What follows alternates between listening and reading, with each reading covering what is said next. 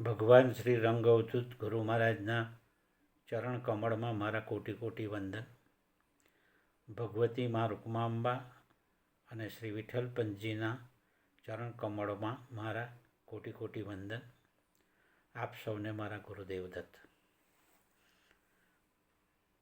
આજે પૂજ્ય બાપજી રચિત એક ભજન અંદર ગોતા લગાઓ પ્યારે, એના વિશે થોડી વાત કરવી છે.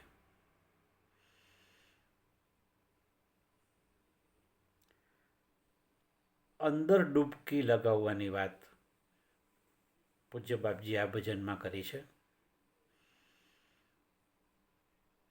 અંદર એટલે આપણી ભીતર, આપણા ધર્મશાસ્ત્રોમાં પરમાત્માનું સ્થાન, પરમાત્માના અંશ એવા આત્માનું સ્થાન હૃદયમાં દર્શાવ્યું છે. પ્રશ્નોપનિષદ, માંડુક્ય ઉપનિષદ, શ્વેતાશ્વતર ઉપનિષદ, આ બધામાં હૃદયને આત્માનું સ્થાન કહ્યું છે. એટલે આપણા હૃદયમાં રહેલા પરમાત્માના અંશરૂપ આત્મા તરફ વળવા માટે આપણે અંદર જોવાની જરૂર છે, આત્મદર્શન કરવાની જરૂર છે, એવું બાપજી કહે છે.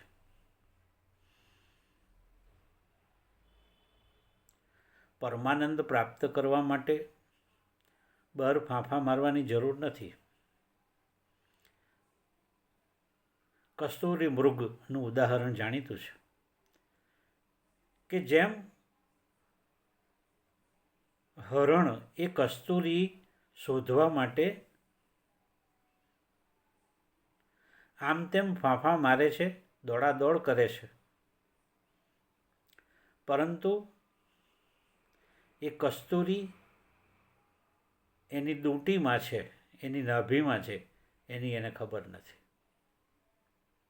તેમ આપણને સૌને પરમ આનંદ રૂપ પરમાત્મા આપણી અંદર જ બેઠેલા છે, એનો બિલકુલ ખ્યાલ નથી. કસ્તુરી મૃગ જેવી જ આપણી પરિસ્થિતિ છે. બાપજી અહીંયા સીધો જ રસ્તો બતાવે છે કે અંદર ગોતા લગાવો, અંદર ડૂબકી માર.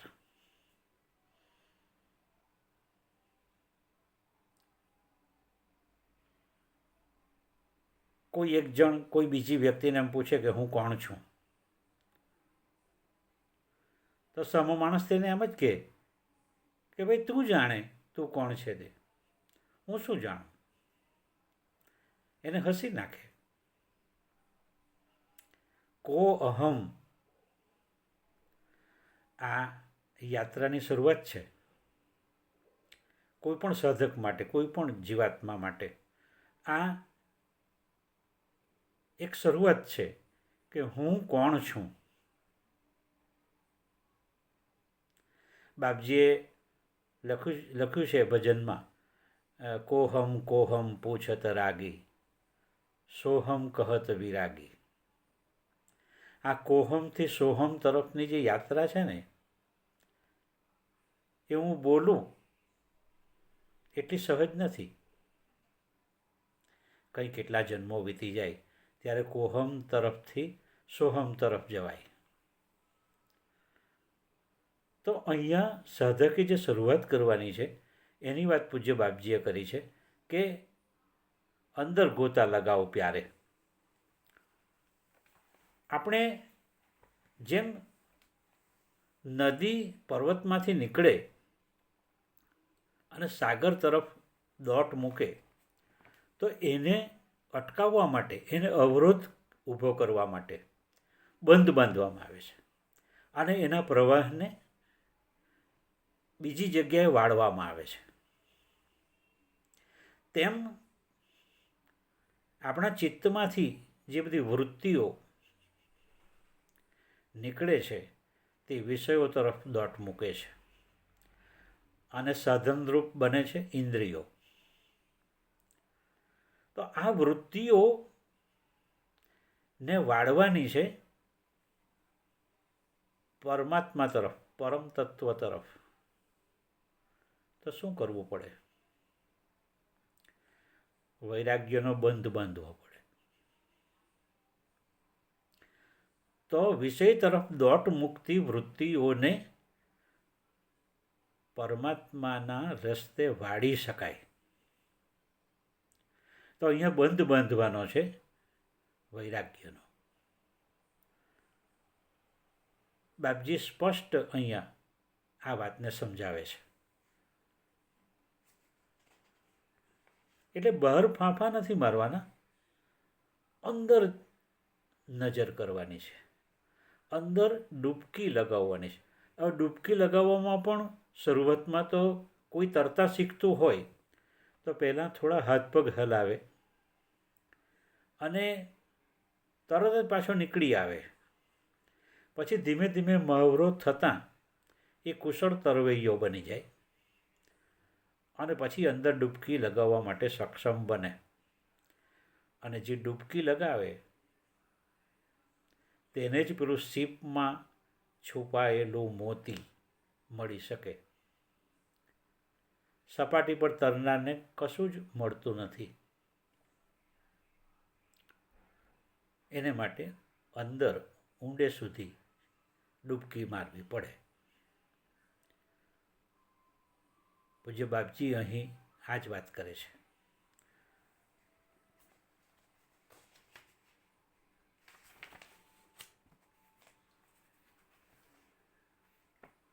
વિષયો વિષ જેવા છે. એક ભજનમાં બાપજીએ લખ્યું છે,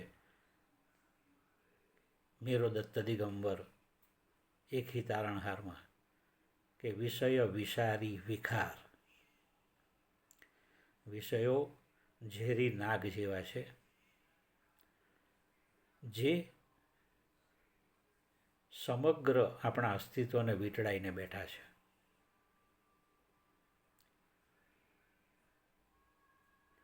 એક પ્રભાત્યમાં બાપજીએ લખ્યું છે કે આંખ ચોળી રડે જીવ હારી, વિષય ધૂલી ઉડે સૂજ કાંઈ નવ પડે, આંખ ચોળી રડે જીવ હારી. વિષયોની ધૂળ એટલી બધી ઉડે છે કે જીવાતમાં આંખ ચોળતો જ રહી જાય છે, એને કશું સૂઝતું નથી. એ વાત આ ભજનમાં પણ બાપજીએ જુદી રીતે કરી છે.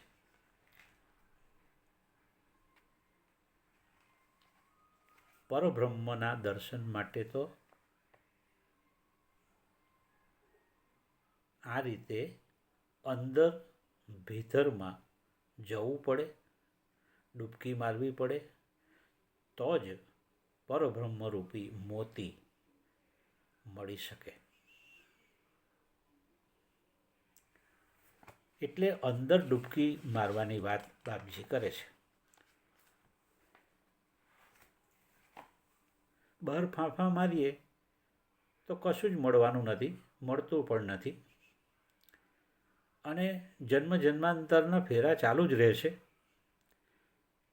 અને તેમ છતાં કશું પ્રાપ્ત થતું નથી. બાપજી લખે છે કે ફિર ફિર ડૂબત ફિર ફિર નિક્ષત. એટલે શું? ડૂબી જાય પાછો બહાર આવે, ડૂબી જાય પછી પાછો બહાર આવે. એટલે કે મૃત્યુ પામે પાછો જન્મ લે, પાછો મૃત્યુ પામે પાછો જન્મ લે. જન્મ મરણના ફેરા ની વાત અહીંયા બાપજીએ કરી છે કે ફિર ફિર ડૂબત ફિર ફિર નિક્ષત. મગર મોત ફિર ખાય. મગર રૂપી મોત એને ખાઈ જાય છે દર વખતે, દરેક જન્મમાં આવું થાય છે. કોટી પુણ્યે કરી નરતનુ આ મળી, એવું બાપજી ચેતવણી આપે છે એક ભજનમાં.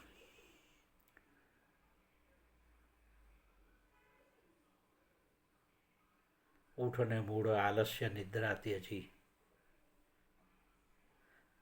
આવી કંઈક કેટલીય જગ્યાએ બાપજીએ ચેતવણી આપી છે જીવને, જીવાત્માને, સાધકને, જેને કહો તેને. તો ફરી ફરીને જન્મવું, ફરી ફરીને મરવું અને ફરી ફરી મોતના મગરના મોંમાં ગ્રસિત થઈ જવું, આ જ ક્રમ ચાલુ રહે છે. તો એ ક્યારે ટળે? જ્યારે પરબ્રહ્મની પ્રાપ્તિ થાય ત્યારે. જીવ જ્યારે શિવમાં ભળી જાય ત્યારે આ બધી માથાકૂટ મટી જાય. અંદર ડૂબકી લગાવીએ તો જ આત્મદર્શન થાય અને એને માટે જબરજસ્ત મહેનત કરવી પડે અને એવી મહેનત કર્યા વગર કશું વળવાનું નથી. અને તે પણ સદગુરુની કૃપા હોય તો જ શક્ય બને, નહીં તો અથડાઈ કૂટાઈને પાછા ત્યાંના ત્યાં જ. આગળ બાપજી કહે છે કે આ એક ભવસાગર છે અને એ ભવસાગર, સંસારરૂપી સાગરમાં એક બંગલો છે. હવે એ બંગલાને 3 થાંભલા છે.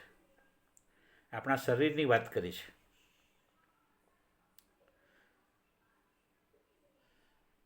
તો એ બંગલાના 3 સ્તંભ અને 10 દ્વાર. આ 3 સ્તંભ કયા? ત્રિગુણ, રજોગુણ, સત્વગુણ અને તમોગુણ. આ એનું આંતરિક માળખું છે, એના પાયા છે. બાહ્ય માળખાની વાત કરીએ તો એ 5 તત્વોનું બનેલું છે શરીર, બંગલો. આપણને બધાને ખબર જ છે કે પૃથ્વી, જળ, અગ્નિ, વાયુ અને આકાશ. તો એ બાહ્ય માળખું છે અને આંતરિક માળખું આ 3 સ્તંભ ઉપર ટકેલું છે. સત્વ, રજસ અને તમસ. અને એ પાછું પરિવર્તન, સ્વભાવ જે છે એ આ ગુણોને અનુસરે છે. અને એ સ્વભાવ ઘણી વખત તામસી બની જાય છે, ઘણી વખત રજોગુણી બની જાય છે, ઘણી વખત સત્વગુણને ધારણ કરે છે. તે કોઈને કોઈ ગુણનું આધિક્ય, એટલે કે વધારે હોવાપણું સમયાંતરે બદલાતું રહે છે, પરિસ્થિતિ પ્રમાણે બદલાય છે.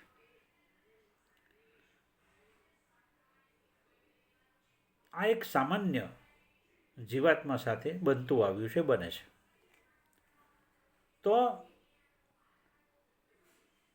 3 સ્તંભ અને 10 દ્વારની વાત. 10 દ્વારમાં 2 આંખ, નાકના 2 નસકોરા, 4 2 કાન, 6 મુખ, 7 ઉપસ્થ, 8 અને માયુ 9. તો આપણે એમ કહીએ કે ભાઈ આ 9 દ્વાર થયા, તો 10મું બંધ છે, બંધ રાખેલું છે પરમાત્માએ. એ 10મા દ્વારને ખોલવાની વાત પૂજ્ય બાપજી કરે છે.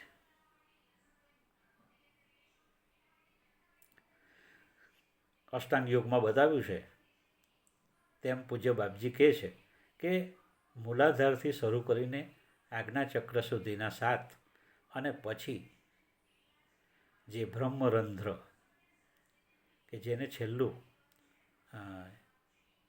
ચક્ર કહ્યું છે, સહસ્ત્રાર ચક્ર, ત્યાં સુધીની યાત્રા જીવાત્મા અથવા તો સાધક કરે ત્યારબાદ જ શિવ પ્રાપ્તિ, પરબ્રહ્મ પ્રાપ્તિ થઈ શકે. આ હું બોલું એટલું સહેલું નથી. આ તો લોખંડના ચણા ચાવવાની વાત પૂજ્ય બાપજીએ કરી છે ગુરુલામૃતમાં, કે ચણા ચાવવા લોહના ના બચ્ચાનો ખેલ. પણ પ્રયત્ન કરતાં આ જન્મે નહીં તો બીજા જન્મે નહીં તો ત્રીજા જન્મે આપણી ઉર્ધ્વગતિ ધીમે ધીમે કરવાની. યથાશક્તિ યથામતિ આપણે એ કરી શકીએ. હવે એ સૂક્ષ્મ દ્વાર જે છે 10મો એ બંધ છે, અને એ ક્યારે ખુલે? સદગુરુની કૃપા હોય તો. સદગુરુ એ દ્વાર ખોલવાની કૂંચી ચાવી આપે અને એનો યોગ્ય ઉપયોગ જીવાત્મા કરે ત્યારે એ 10મો દ્વાર ખુલી શકે, એમાં કોઈ શંકા નથી. આજે આ ભજનની માત્ર 2 પંક્તિઓ હું સમજાવી શક્યો છું.